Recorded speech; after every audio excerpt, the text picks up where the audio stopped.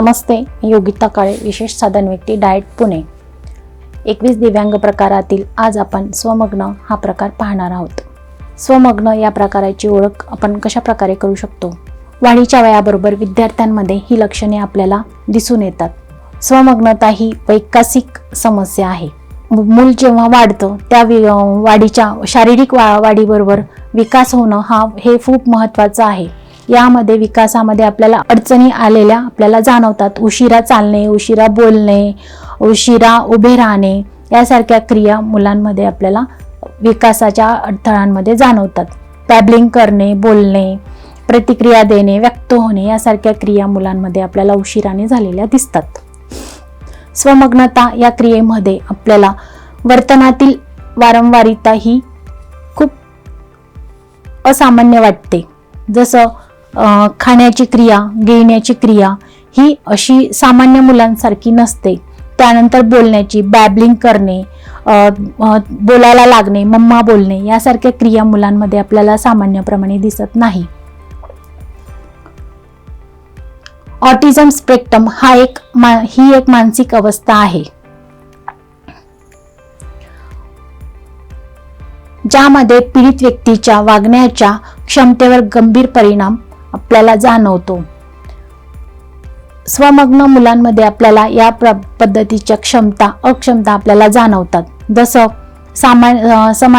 समाजामध्ये न वावरणं, त्यांच्यामध्ये न मिसळणं, एकांतात राहणं, त्यानंतर कोणाचाही स्वीकार न करणं, संभाषण कौशल्याचा विकास न होणं यासारख्या क्रिया आपल्याला वर्तनात जाणवतात. आणि या या वर्तनाची ही वारंवारिता खूप असते. बदलती जीवनशैली ही आजच्या जीवनामध्ये खूप बदललेली आहे. सकाळी लवकर उठणे, ब्रश करणे, स्वतःचे काम करणे, त्यानंतर स्वतःचा नीटनेटकापणा करणे, शाळेत जाणे यासारख्या क्रिया विद्यार्थ्यांना जमत नाही किंवा त्या क्रिया करण्यासाठी ते अक्षम असतात किंवा त्या पद्धतीने किंवा त्या क्रमाने करण्यास ते तयार नसतात. स्वमग्न हा आजार मेंदूच्या आजाराचा एक प्रकार आहे. हा मेंदूचा आजार वर्तनावर परिणाम करतो. स्वमग्नेची लक्षणे ही लहानपणापासूनच आपल्याला विद्यार्थ्यांमध्ये दिसतात. जशी चालणे, बोलणे, व्यक्त करणे, गरज मागणे, जसं त्यांना भूक लागली आहे ही क्रिया सांगणे, दिशेने सांगणे, व्यक्त न होणे यासारख्या क्रिया मुलांमध्ये आपल्याला बघायला मिळतात. स्वमग्नता या स्थितीवर जर आपण उपचार नाही केला तर ही स्थिती आजारामध्ये परिवर्तन होऊन यामध्ये मानसिक आरोग्यावर परिणाम झालेला विद्यार्थ्यांमध्ये आपल्याला बघायला मिळतो. स्वमग्न विद्यार्थ्यांना आपण कसं ओळखावं? स्वमग्न विद्यार्थी हे स्वतःच्या विश्वात रममान असतात. त्यांना बाहेरच्या जगाशी काही घेणं देणं नसतं. त्यांना स्वतःच्या जीवनात स्वतःचं विश्व त्यांना खूप चांगलं वाटतं. माणसांशी आणि परिस्थितीशी जुळवून घेण्याची क्षमता विद्यार्थ्यांमध्ये नसते. इतर माणसांना स्वीकारणं, त्यानंतर बदललेली परिस्थिती मुलांना आवडत नाही. शब्द आणि वाक्याचे अनुकरण, आपण जे बोललोय ते पुन्हा पुन्हा बोलत राहणे हे त्यांच्यामधील लक्षण जाणवतात. त्यांच्या डोळ्यांमध्ये जर आपण बघितलं कोणताही भाव आपल्याला दिसत नाही. आपल्याला त्यांच्यातील राग, आनंद ह्यासारख्या क्रिया, भावना आपल्याला त्यांच्या डोळ्यामध्ये दिसत नाहीत. वातावरणातील झालेला बदल त्यांना आवडत नाही. रोज ज्या रस्त्याने शाळेत जात असतो त्याला त्याच रस्त्याने शाळेत जायचं असतं. एखाद्या दिवशी आपण तो जर रस्ता बदलला तिथे तो आक्रमक प्रतिक्रिया देतो. इतर परिस्थितीशी जुळवून न घेता आल्यामुळे त्याला अलिप्त राहणे हे खूप आवडतं. जसं वर्गात जर तो असेल तर वर्गात 50 मुलं असतील पण तो एकटा बसलेला आपल्याला दिसतो. संभाषण कौशल्य स्वमग्न विद्यार्थ्यांमध्ये आपल्याला कमी जाणवतं.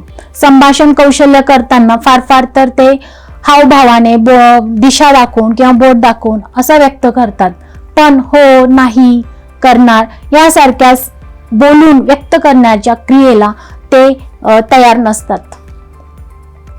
किंवा ते त्यांना येतच नाही, ती त्यांना व्यक्त कसं करावं हे त्यांना समजत नाही. स्वमग्न विद्यार्थ्यांमध्ये विकास होताना काही अक्षमता जाणवतात, जसं संभाषण कौशल्य विकसित होणे, चालणे, बोलणे, आनंद व्यक्त करणे, भूक लागणे यासारखे जे विकासाची टप्पे आहेत, शारीरिक विकासाची काही टप्पे आहेत, ती मुलांच्या वयाप्रमाणे मुलं करताना आपल्याला दिसत नाहीत. शाळेमध्ये समवयस्कर मुलांबरोबर संवाद साधणे, त्याच्यानंतर परिस्थितीशी जुळवून घेणे किंवा व्यक्त करणे ह्या क्षमता त्यांच्यामध्ये दिसत नाही. समवयस्करांबरोबर जी अंतरक्रिया मुलांची व्हायला हवी ती स्वमग्न विद्यार्थी करत नाही. दुसऱ्याचे वागणे आणि अभिव्यक्ती समजून घेण्याची क्षमता कमी असते. समोरची व्यक्ती, शिक्षक आपल्याशी कसा वागतोय किंवा तो आपल्याशी असा का वागतोय ही समज विद्यार्थ्यांमध्ये विकसित झालेली नसते. सर्वसामान्यांमध्ये विद्यार्थ्यांमध्ये वागण्यात समस्या जाणवतात. सर्वसामान्य जीवन विद्यार्थ्यांमध्ये आपल्याला दिसत नाही. स्वमग्नता ही एक विकारांचा गट आहे. मुलांचा मेंदू वाढतो, वातावरणाशी संवाद साधावा लागतो, हे लक्षातच येत नाही.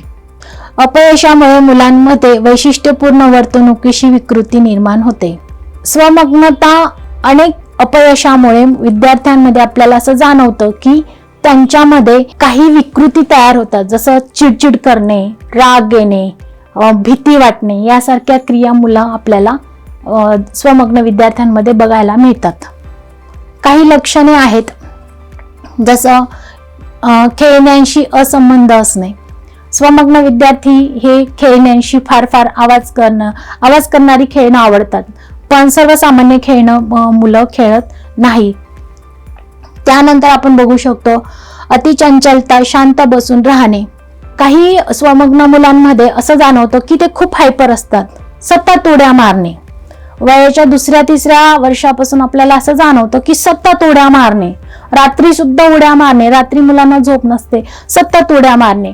शरीर त्यांचं उड्या मारून हे पायाला असं त्रास होतो, सूज येते, तरी सुद्धा त्यांना ते उड्या माराव्याशा वाटतात. ही क्रिया त्यांची आपल्याला सतत जाणवते. दुसरं एक लक्षण असतं की शांत बसून राहणे. स्वमग्न मुलांमध्ये काही मुलांमध्ये असं लक्षण जाणवतं की ते शांत बसून राहतात, त्यांना कोणत्याही प्रकारची क्रिया करावीशी वाटत नाही.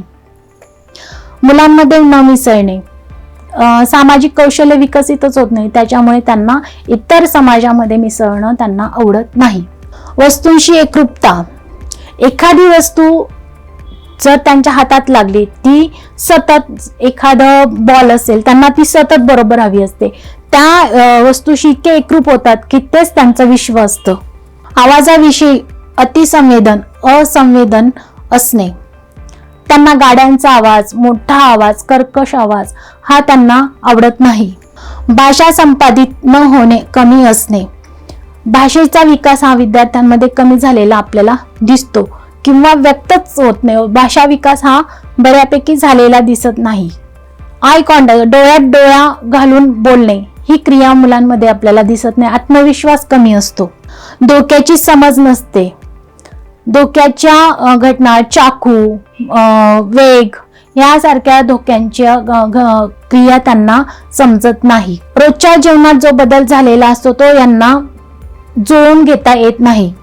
इतरांना स्पर्श न करू देणे. आपण शिक्षक म्हणून स्वमग्न विद्यार्थ्याला जवळ घेतलं, त्याला हात लावला, ते तीव्रतेने नकार देतात. त्यांना तो स्पर्श नको असतो, ते आपल्याला स्वीकारायला तयार नसतात. स्वमग्न विद्यार्थ्यांची काही लक्षणे आपण पाहूयात. एकटेच खेळत राहणे, त्यांना एकटंच राहायला आवडतं, त्यांना दुसरं कोणीही लागत नाही. समवयस्कर मुलांबरोबर त्यांना मिसळता येत नाही. व्यक्तीकडे बघताना नजरेला नजर मिळवित नाहीत. आपल्याशी बोलताना किंवा आपण त्याची संवाद साधताना नजरेला नजर मिळवत नाही. एका जागेवर बसत नाही. काही मुलांमध्ये स्थूलपणा जाणवतो, ते एका जागेवर बसतात. काही मुलांमध्ये ते एका जागेवर बसताना जाणवत नाही, ते सतत फिरत राहतात. शाळेत असतील तर ते वरांड्यातून ग्राउंडवरून ऑफिसमध्ये, ऑफिसमधून परत वरांड्यात, परत वर्गात, असं सतत वर्गातही ते असले तरी पूर्ण वर्गाला मुलींकडे जाणार, फळ्याकडे जाणार, दारात जाणार, असं सतत वर्तन त्यांचं चालू असणार. ही क्रिया आपल्याला जाणवते. कमी बोलतात किंवा बोलतच नाही. संभाषण कौशल्य विकसित न झाल्यामुळे विद्यार्थ्यांचं कमी बोलणे ही क्रिया आपल्याला दाखवते. त्याला जर विचारलं तुझं नाव काय आहे, तर कोणतीही आपल्याला प्रतिक्रिया मिळत नाही. न समजणारे आवाज, असे आवाज काढतात की त्या आवाजाचा कोणताही अर्थ नसतो. जसं ही क्रिया, अशा क्रिया ते मुलं करताना आपल्याला विशिष्ट आवाज आपल्याला काढताना दिसतात. हाताशी खेळणे, हाताशी खेळणे. आता एखादी क्रिया जर त्यांना हाताशी खेळणे, जसं मी एक विद्यार्थिनीला बघितलं होतं, असं सतत वाजवणार असं. ही क्रिया जर तिने केली नाही तर ती अस्वस्थ व्हायची. का? तर तिला सतत त्या क्रियेची सवय होती, सतत असं करणार. ही क्रिया केली तर तिला इथे मारून मारून पूर्ण इथली त्वचा होती ती अशी रफ झालेली, आपले पायाची त्वचा असते तशी इथली त्वचा तिची रफ झालेली, सतत मारणे या क्रियेमुळे. भिंतीला थुकी लावून त्यावरून बोट फिरवणे, अशा वर्तन समस्या मुलांमध्ये आपल्याला बऱ्यापैकी जाणवतात. वारंवार भीती, फळा, पाटी आणि इतर वस्तूंवर सतत बोट फिरवित राहणे. कोणत्याच कृतीला प्रतिसाद देत नाही. मुलांच्या क्षमतेमध्ये काय अडथळा आहेत हे आधी समजून घेणं गरजेचं आहे. सध्या ते मूल काय करू शकते, काय करू शकत नाही याचा अभ्यास करणं आवश्यक आहे. समस्या नक्की कशामुळे उद्भवते, एखादी क्रिया त्यांना का करावीशी वाटते, हे जर आपण आधी समजून घेतलं तर आपल्याला त्यावर काम करणं सोपं जातं. प्रामुख्याने यातील चंचलता व अस्थिरता समस्यांपेक्षा वर्तनिक घटक जास्त आव्हानात्मक वाटतात. अतिचंचलता ही क्रिया खूप आव्हान देणारी आहे. ह्या स्वमग्न विद्यार्थ्यांमध्ये बऱ्याच वेळेला आपल्याला ही लक्षणं जाणवतात. ते एक अतिचंचलता ही त्यांच्या बोलण्यात, वागण्यात, बसण्यात, उठण्यात, खाण्यात, पिण्यात, समाजामध्ये गेल्यानंतर ह्या सगळ्या ठिकाणी ही आपल्याला अतिचंचलता दाखवतात. कोणतीही प्रतिक्रिया द्यायची असेल तर ती अतिशय तीव्रतेने देणार. चालायचं असेल तर पटपट चालणार, पण कुठे जायचंय, काय जायचंय, काहीही त्यांना त्याचा उद्देश माहिती नसतो. फक्त चालणे, कुठेही जाणे, काही त्याला अर्थ नसतो. सतत चालणे, पाय दुखताय, शरीर थकतंय याकडे मुलांचं लक्ष नसतं. हातापायाची हालचाल करत राहणे किंवा बसल्या जागी हालत राहणे, मगाशी सांगितल्याप्रमाणे अशी क्रिया करणे, असं करणे, असं करणे, असं करणे, असं करणे, अशा अर्थहीन क्रिया मुलांकडनं वारंवार होताना आपल्याला दिसतात. बसल्या जागी त्यांना स्थिर बसताना सुद्धा सतत असं हालणे, डुलणे, इकडं पळणे यासारख्या क्रिया आपल्याला स्वमग्न मुलांमध्ये दिसायला मिळतात. एका जागी बसून राहणे अवघड जाते. अतिचंचलता जर असेल तर एका जागी मुलं बसू शकत नाही. सतत उड्या मारत राहणे, पळापळ करणे, एखादी कृती शांतपणे राहणे अवघड जाते. एखादी कृती त्यांना जर शिकवायची असेल तर ती शिकवताना ते एका जागी आपल्याला ते बसताना दिसत नाही. त्याच्यामुळे त्यांना त्यांच्या ज्या क्षमता आहे त्या ओळखून आपल्याला त्याप्रमाणे कृती शिकवणं आवश्यक आहे. सतत कार्यरत राहणे, सतत कोणती ना कोणती क्रिया करत राहणे हे त्यांना गरजेचं वाटतं. त्यांचा मेंदू सतत त्याच क्रियेला कोणती तरी एक क्रिया करावीशी त्यांना वाटत असते. प्रचंड बडबड करणे यासारख्या क्रिया ते दाखवतात. शीघ्र हस्तक्षेप, स्वमग्न मुलांमध्ये शीघ्र हस्तक्षेप करणं खूप गरजेचं आहे.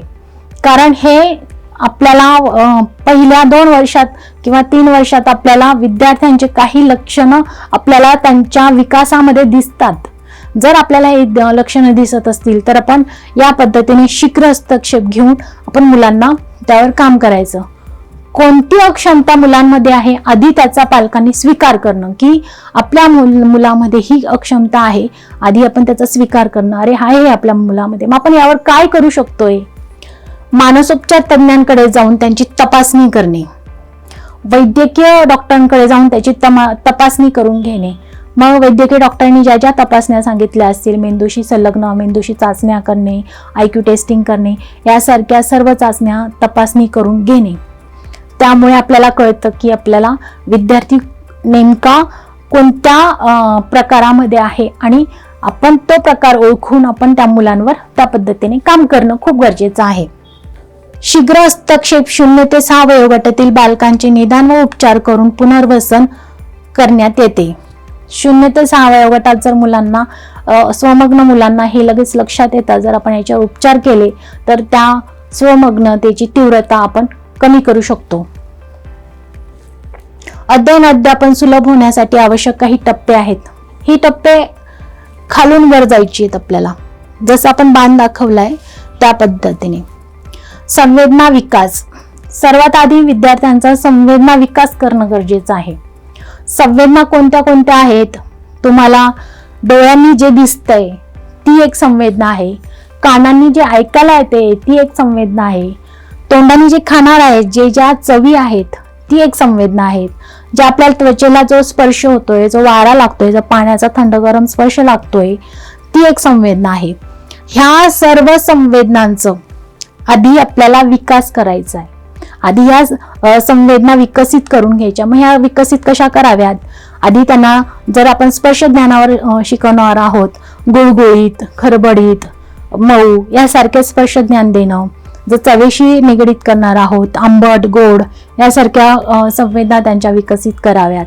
त्यानंतर डोळ्यांशी संबंधित आहे तर वेगवेगळे रंग, चित्र, लांब, जवळ यासारख्या क्रिया आपण मुलांना शिकवणार आहोत.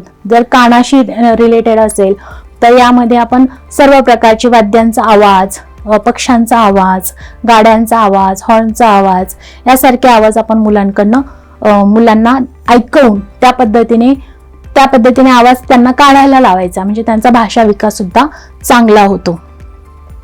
कारक कौशल्यांमध्ये सुद्धा कारक कौशल्य जर मुलांची चांगली विकसित केली, जसं त्यांची अतिचंचलता असल्यामुळे त्यांना चालायला शिकवणे, नृत्य शिकवणे, त्यांच्या शक्तीचा किंवा एनर्जीचा वापर जर आपण योग्य दिशेने वापर केला तर मुलांमध्ये कौशल्य चांगल्या प्रकारे विकसित होतात.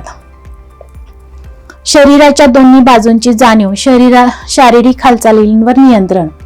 ज्या त्यांच्या अनावश्यक हालचाली आहेत, जसं सतत मारणे, सतत बोटांची कोणत्या तरी चाळा करणे, काहीतरी विचित्र अशा क्रिया करणे, ह्या क्रिया जर आपल्याला थांबवायच्या असतील तर त्याला आपण योग्य दिशा देणं खूप महत्वाचं आहे. शरीराच्या दोन्ही बाजूंची जाणीव करून दिले, डावा उजवा ह्यासारखी आपल्या डाव्या बाजूला काय आहे, उजव्या बाजूला काय आहे, ह्यासारख्या गोष्टी जर आपण त्यांच्या कृतीतून शिकवल्या तर त्यांना मुलांना चांगल्या प्रकारे समजतात. संवेदनाकारक विकासामध्ये विद्यार्थ्यांना जास्तीत जास्त संवेदना प्रत्यक्ष अनुभवाने देणं गरजेचं आहे. मग संवेदना जर आपण त्यांना वासाची संवेदना देणार आहोत तर आपण त्यांना वासाची संवेदना देताना सुगंधी वास, घाणेरडा वास यासारख्या वासाच्या पदार्थांना प्रत्यक्ष अनुभव दिला तर मुलांना संवेदना, नाकाने काय होतं की वास आपल्याला येतो, ही एक संवेदना त्यांची विकसित होते. दृश्यकारक समतोल. विद्यार्थ्यांना जेव्हा स्वमग्न विद्यार्थ्यांच्या मध्ये चंचलता जास्त असल्यामुळे दृश्यकारक कौशल्य त्यांना जास्तीत जास्त मोबाईल, टीव्ही यापासून लांब ठेवणं फार गरजेचं आहे. का तर आधीच त्यांच्यामध्ये चंचलता आहे आणि त्यात ही मोबाईल किंवा टीव्ही तसंच जेवढे स्क्रीनशी रिलेटेड वस्तू आहेत त्या आपण वापरणं बंद करावं. याच्या ऐवजी तुम्ही पुस्तकी द्या, चित्र द्या, कागदावरची चित्र द्या, त्यानंतर चित्र रंगवणे द्या, चित्र काढणे द्या, यासारखी कारक कौशल्य संवेदनाची वापरली दृश्यकारक तर मुलांमध्ये चांगल्या प्रकारे विकास होतो. डोळे व हात यातील समन्वय. त्यांना खडू द्या, रंगवायला सांगा, त्यामुळे त्यांचं डोळे आणि हात यांचा समन्वय होईल. अबोधकारक विकास, भाषा विकास, अवधान, दृश्य अवकाश, अवबोधन. भाषा विकास मुलांमध्ये विकसित करण्यासाठी वाचा थेरपी देणं फार गरजेचं आहे. अवधान कक्षा यांची फार कमी असते.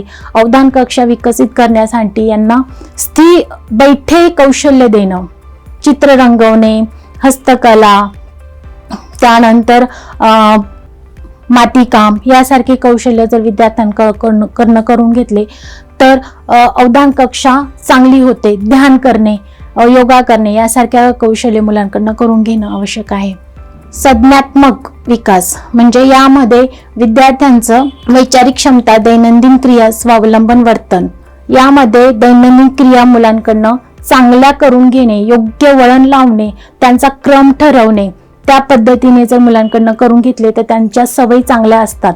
त्यानंतर गुणवत्तापूर्ण शैक्षणिक विकास, अशा सर्व क्रिया जर आपण मुलांकडनं करून घेतल्या तर त्यांना चांगलं गुणवत्तापूर्ण शिक्षण मिळतं.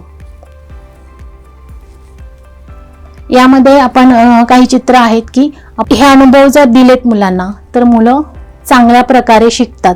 जसं चांगला आहार दिला, त्यानंतर व्यायाम करून घेतला, त्यानंतर खेळण्यांचा वापर केला तर मुलांना त्यांना प्रत्यक्ष अनुभव मिळतो. उपचार पद्धती, दिलेले चित्र रेषेबाहेर न जाता रंगवणे. स्वमग्न विद्यार्थ्यांमध्ये एकाग्रता कमी असल्यामुळे त्यांना चित्रात रंग भरणे, त्यातल्या त्यात रेषेच्या बाहेर रंग न जाऊ देणे, असं काटेकोरपणे काम करणं खूप अवघड जातं. जर असं काम जर मुलांकडनं करून घेतलं तर एकाग्रता वाढते आणि त्यामुळे मुलं बसून राहतात, ती चंचलता कमी होते. कात्री, ब्रश व खडू वापरताना हातांची अदलाबदल करून कौशल्य शिकवणे. सामान्यपणे आपण सुद्धा लिखाण करताना उजव्या हातानेच करतो, आपण डाव्या हाताने करत नाही. मानसशास्त्राच्या दृष्टीने जर बघितलं तर आपण दोघी हातांनी काम करणं गरजेचं आहे. तर दोघी हातांनी आपण कौशल्य जर संपादन केली तर कामाला आपल्याला गती जास्त मिळते. हेच कौशल्य आपण स्वमग्न विद्यार्थ्यांमध्ये जर केलं, कात्री कापणे हे कौशल्य जर असेल ते आपण उजव्या हाताने करतो तेव्हा आपण ते डाव्या हाताने सुद्धा करता येणं आवश्यक आहे. रंग, वाळू इत्यादी साहित्य सांडणे व गोळा करणे. तर वाळू जेव्हा खाली सांडते ती गोळा करायची त्यावेळेस सूक्ष्मकारक कौशल्यांचा विकास होतो. कारण ते उंजळीत भरणे, ते डब्यात टाकणे, नंतर बोटाने गोळा करणे, ती थोडी थोडी थोडी टाकणे, यामुळे मुलांचा गोळा करण्याची, विचार करण्याची क्षमता विकसित होते. सूक्ष्मकारक हालचाली करण्याची आवड नसणे. लहान लहान कामं करायला मुलांना आवडत नाही का, त्यात त्यांना कंटाळवाणं वाटतं. अशा कौशल्य विकसित करण्यासाठी मुलांना छोटे छोटे आवडीचे कौशल्य दिले तर मुलं आनंदाने करतात. समस्येवर विचार करण्यापेक्षा माझी बलस्थाने शोधा. स्वमग्न विद्यार्थ्यांमध्ये जर आपण बघितलं तर काही क्षमता सर्वसामान्यांपेक्षा जास्त विकसित झालेल्या आपल्याला दिसतात. जसं गणितीय क्रिया, त्यानंतर गायन, वादन यासारख्या क्रिया खूप चांगल्या प्रभावीपणे मुलं करतात आणि चांगले यश संपादन करतात.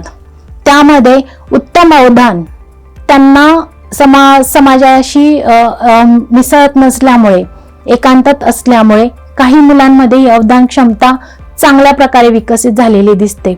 यांच्या तीव्रतेप्रमाणे आपल्याला लक्षात येईल की यांची काही मुलांमध्ये आपल्याला अवधान क्षमता प्रचंड वाटते आणि त्याचा वापर ते मुलं चांगलं नृत्य, चांगलं गायन हे आपल्याला बघायला मिळतं.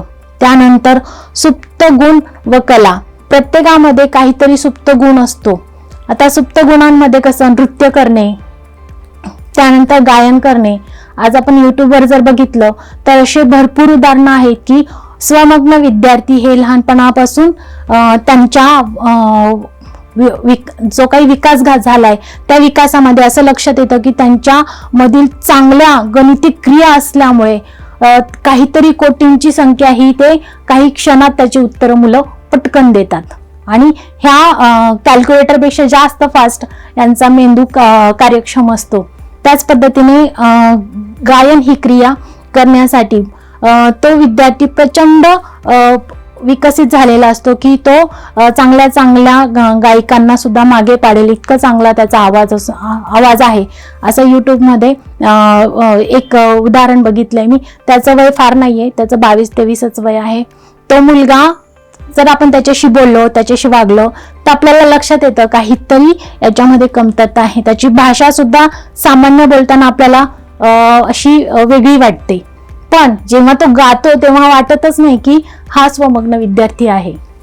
स्वमग्न विद्यार्थ्यांमध्ये अशा सुप्त गुणांमध्ये त्यांच्या चांगल्या गुणांचा विकास होण्यासाठी असे विविध संशोधन करणं आवश्यक आहे. वृत्ती कुशाग्र आणि बुद्धिमत्ता. अलौकिक बुद्धिमत्ता असल्यामुळे मुलं चांगल्या प्रकारे शिकतात आणि चांगलं नाव लौकिक करतात. दिलेले चित्र रेषेबाहेर न जाता आपण बघितलं.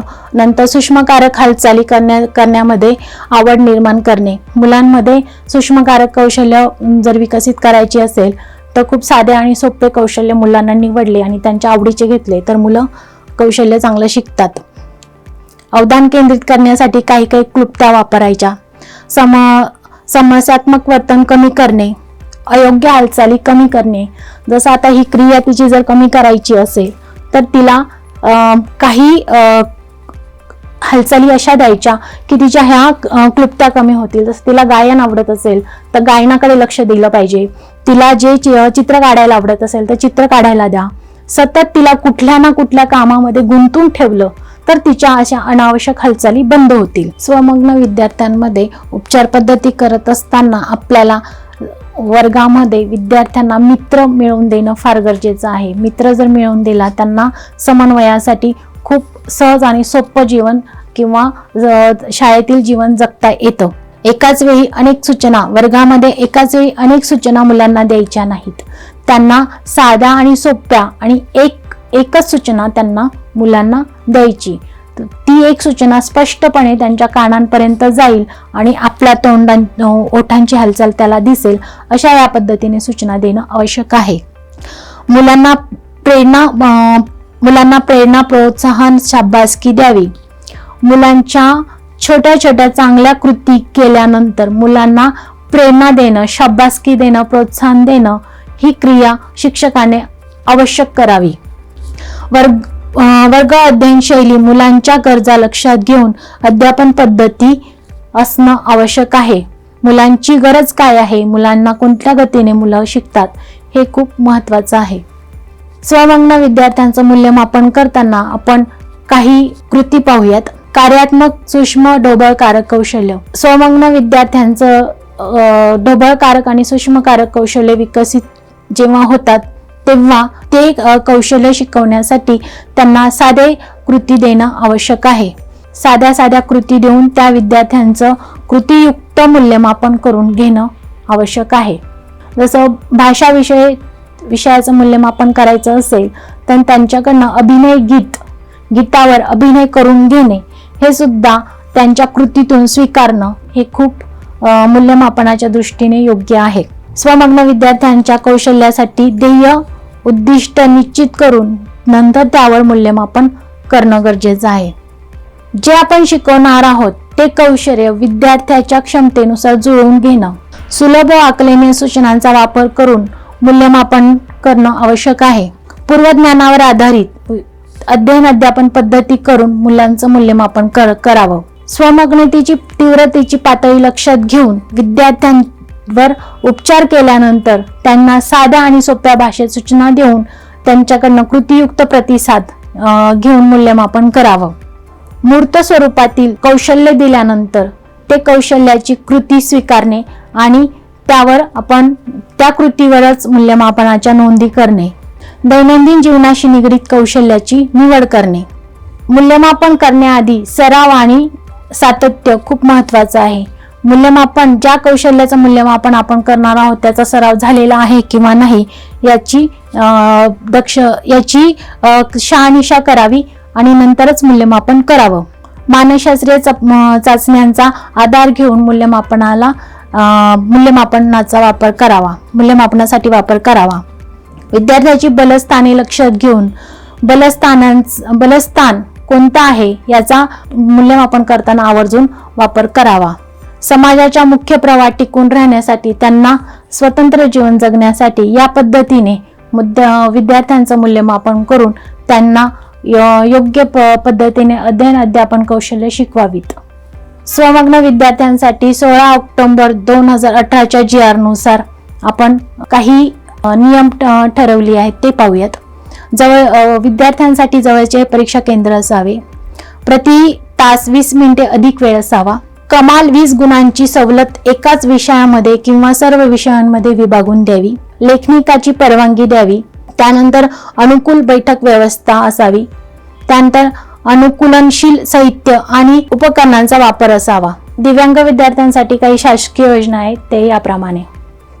रिसोर्सेस ते आपण डिस्क्रिप्शन बॉक्समध्ये दिलेली आहेत, ती आपण पाहूयात. धन्यवाद.